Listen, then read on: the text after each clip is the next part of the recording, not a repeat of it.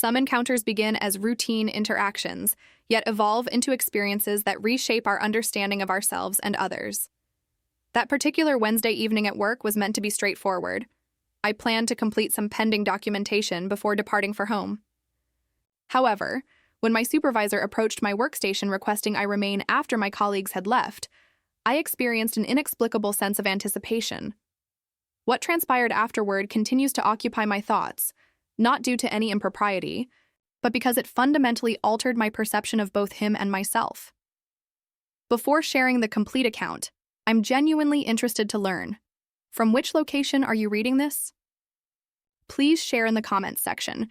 I find it fascinating to discover how widely these narratives spread. The evening was a Wednesday in early November, one of those nights when darkness arrives swiftly and the workplace atmosphere becomes more intimate than usual. The collaborative workspace was nearly vacant, save for the gentle whir of the climate control system and the soft illumination from individual desk lamps. I was arranging my documents into an orderly pile when I noticed Michael, my department head, emerging from his glass-paneled office. He stood tall with broad shoulders, possessing that composed demeanor that naturally commanded respect without demanding it. At 57, he moved with a confidence most people admired, a blend of assurance and genuine warmth. He paused beside my workspace, resting slightly against its edge. "Sarah, would you mind remaining a while longer? There's a matter I'd like to discuss with you," he said, his tone measured yet softer than typical. I paused, checking the time. It was already past 6:30, and I had anticipated returning home, slipping into comfortable clothes and preparing a warm cup of tea. Yet, something in his manner, not commanding but genuinely inviting, prompted my agreement. "Certainly," I responded. The remaining staff members departed, their footsteps gradually fading until silence enveloped us. The environment transformed without the usual workplace conversations.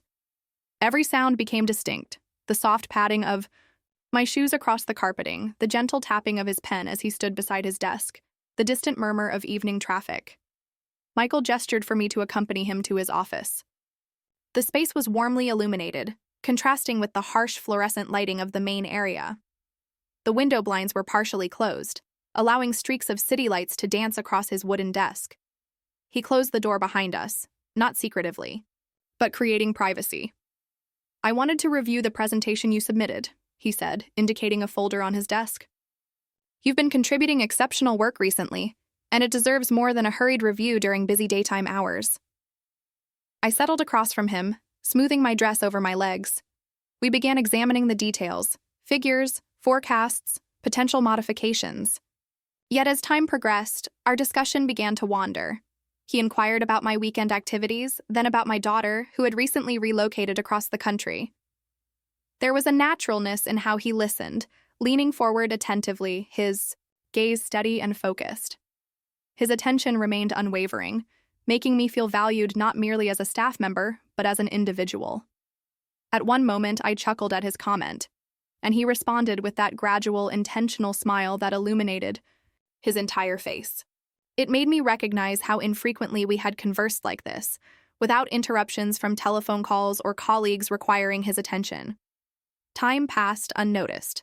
The folder remained open between us, but our conversation had moved far, beyond professional matters. He shared stories of his early career years, the challenges he had overcome, the mentors who had influenced his path. His voice carried quiet authenticity, drawing me in without my awareness. I found myself revealing more than anticipated, small anecdotes from my history, my aspirations, even the private concerns I rarely discussed. He never interrupted, occasionally, nodding, his attention steady as if every word held significance. When I next glanced at the clock, nearly 2 hours had elapsed. I stood reluctantly, conscious of the stillness surrounding the office. The city beyond pulsed with headlights and blurred movement, yet within these walls, time seemed suspended. "Thank you for staying," he said as I collected my belongings. His tone was warm, almost intimate. "This means more than you realize." I smiled gently. I enjoyed our conversation. As I stepped into the corridor, the door softly clicking behind me, I couldn't dismiss the sensation that something had transformed. Not dramatically, but in the subtle way you only recognize later, while reflecting in quiet moments. That evening, I did precisely that. Every word, every expression, every pause seemed more significant in retrospection. I convinced myself it was merely conversation, yet intuitively I understood it marked the beginning of something I couldn't yet comprehend. The following morning brought a different energy to the workplace. Perhaps it was simply my carrying the weight of the previous evening's dialogue, but the atmosphere seemed subtly charged. I caught myself looking toward Michael's office more frequently than usual, wondering if he too was reflecting on our exchange, the comfortable silence we had shared, how effortlessly our conversation had transcended work topics. He arrived slightly, later than typical, coffee in hand, acknowledging me with a nod as he passed my desk.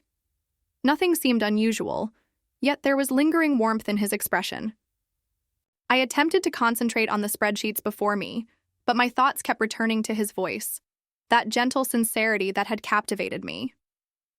Around noon, while organizing files, his assistant approached.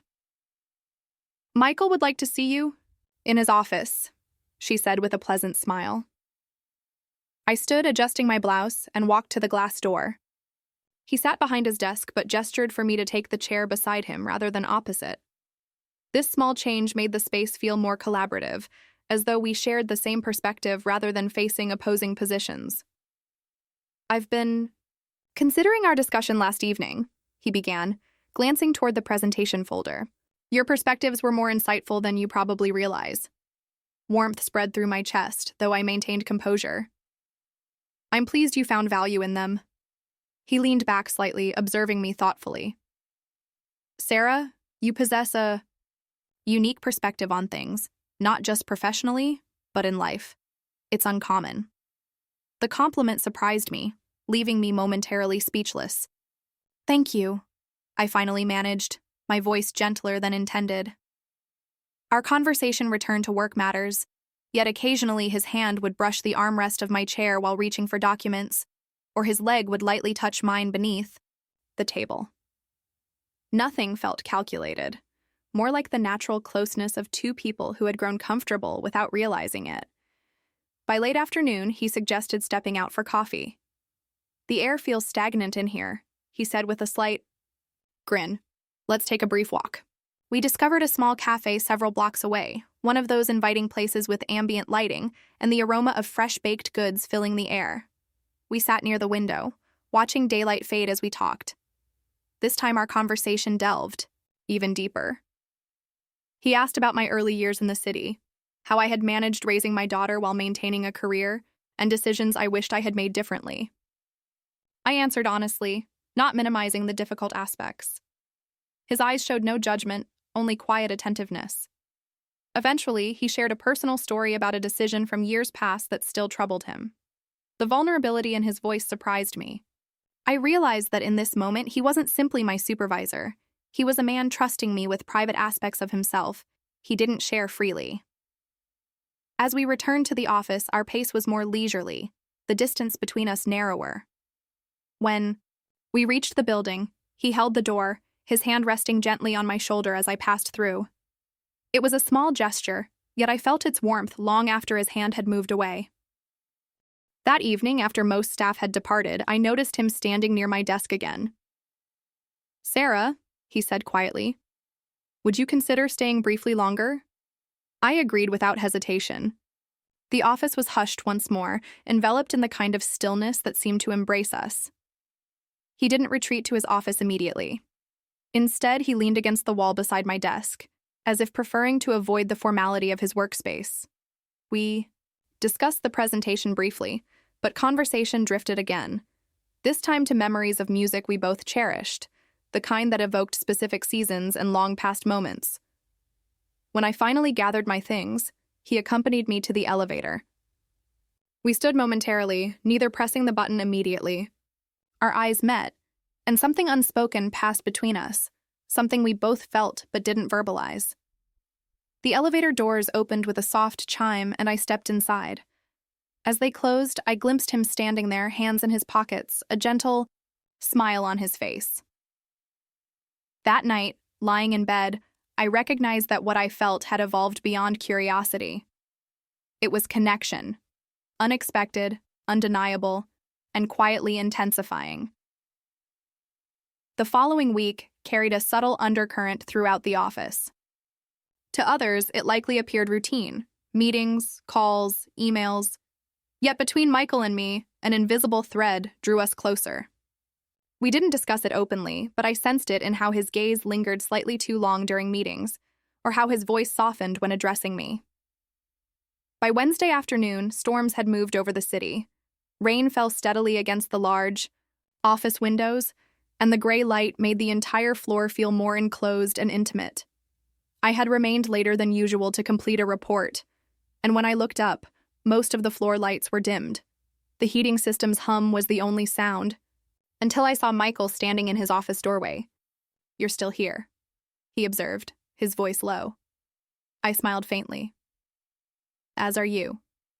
He approached, his footsteps quiet on the carpet. "The rain isn't subsiding. Perhaps we should call it an evening." He hesitated, then added, "Unless you wouldn't mind a drink before heading home." It wasn't an unusual suggestion. Colleagues often socialized after work. Yet there was subtlety in his invitation, suggesting he sought more than mere companionship. We found ourselves at a small lounge 2 blocks away, nestled in the corner of an old stone building. The lighting was soft and golden, and the low murmur of other patrons created privacy without isolation. We located a booth toward the back, the leather seating creaking slightly as I settled in. He ordered red wine for me without asking, remembering my preference from months earlier at a company gathering. For himself, whiskey, neat. When our drinks arrived, we touched glasses softly, the sound muted by background music, a slow jazz melody that complemented the rain outside. Our conversation that evening felt distinctly different. Work wasn't mentioned at all, only fragments of our lives. He described his favorite travel destinations, how he always carried a small journal to record thoughts, even seemingly nonsensical ones. I told him about my home garden, how I could spend hours tending roses simply to clear my mind. At one point, he leaned forward, elbows on the table, his attention focused on me. "You know, Sarah, you have this ability to make people feel they can share anything with you." His words caught me off guard. "Is that what you're doing now?" I asked lightly. His smile was subtle, thoughtful. "Perhaps." We remained longer than planned. The rain eventually decreased to a light drizzle, and the lounge began emptying. When we finally stepped outside, the air carried the scent of wet pavement, and city lights shimmered in puddles. He walked me to my car, his hand briefly touching mine as we crossed the street. I felt that contact like a quiet spark, not urgent or rushed, but lingering enough to remain conscious of it throughout the journey to the parking area. We paused by my car momentarily, cool night air surrounding us. "Thank you for this evening," I said softly. He looked at me, his expression unreadable, yet warm. "No, thank you." I drove home slowly, my thoughts cascading over themselves. The moments between us remained unspoken, undefined. Yet I knew they were developing into something neither of us could ignore much longer. That weekend, I found myself thinking about him more than I cared to admit. The way his voice deepened when discussing important matters, the steady composure he maintained even in silence. It wasn't merely attraction, it was the feeling of being truly seen in a way I hadn't experienced in years. By Monday morning, I knew I faced a turning point. Something was going to occur soon. I could sense it instinctively. The only question was whether I was prepared for where it might lead. Monday passed in a whirlwind of meetings and casual conversations, but beneath it all, that quiet attraction persisted, steady, unshakable. Michael and I barely exchanged more than fleeting glances during the day, yet each one seemed to carry the memory of the past week. I kept reminding myself to focus on work, to maintain the status quo, but deep down I knew something had shifted too significantly to ignore. By late afternoon, the office had emptied considerably. A few people remained, packing up or making final calls, but the building's energy felt subdued. I was organizing some documents when Michael's voice came from behind me. "Sarah, could you join me in my office for a moment?" I turned to find him, standing there, his expression calm but purposeful. I followed him inside, and as the door closed behind us, the rest of the office seemed to disappear. He didn't move to his desk this time. Instead, he walked toward the small seating area by the window where the city sprawled in late-day illumination. He gestured for me to join him, and I sat across from him with the low table between us. "I've been wanting to speak with you," he began, his voice quiet. "Not about work, about us." The word hung in the air, gentle yet significant. My heart rate increased, but I remained still, meeting his gaze. "I know we haven't addressed it directly," he continued, "but there's been something developing. I've felt it. I believe you have as well." There was no point in denial. "Yes," I said, my voice barely audible. He leaned forward, his hands resting casually on his knees. "I value what we've built here, the trust, our professional collaboration. I don't want to compromise that, but I also don't want to ignore what's been growing between us." For a moment, neither of us spoke. The quiet was filled only by faint traffic sounds below and the steady ticking of the wall clock. I wasn't anticipating this, I admitted. I didn't arrive here seeking connection, but it exists, and it's genuine. He nodded slowly. "Then perhaps we don't need to define it immediately. We simply acknowledge it, respect it." There was something liberating in that concept, the idea that not everything required immediate classification. What mattered was the honesty between us. We continued talking about boundaries, understanding each other, not rushing into anything potentially harmful. It wasn't dramatic or hurried. It was deliberate, careful, and profoundly human. When I finally stood to leave, he accompanied me to the door. Just before I stepped out, he said, "I'm grateful you stayed that evening. It changed something for me." I paused, looking back at him. For me as well. The elevator descent felt lighter somehow. Not because everything had been resolved far from it, but because the truth was no longer concealed. That night, lying in bed, I reflected on how rare it is to find someone who listens without judgment, who sees you without attempting to reshape you. I didn't know precisely where things would develop from here, but I understood this.